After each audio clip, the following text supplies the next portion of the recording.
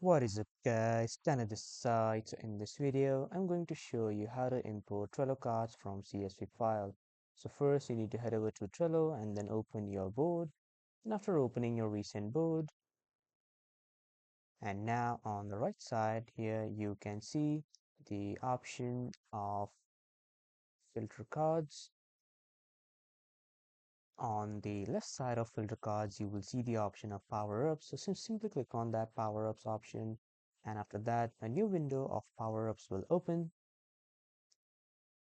And from that power-up section, you need to add the import to Trello by blue card extension.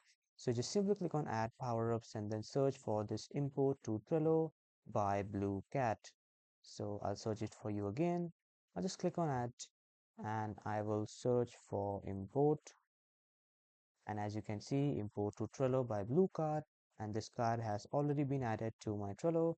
So you can just simply click on add and then add it to your Trello, and then you can log in to use it. So this is how you can do it. That was all for this video, everyone. Thank you for watching.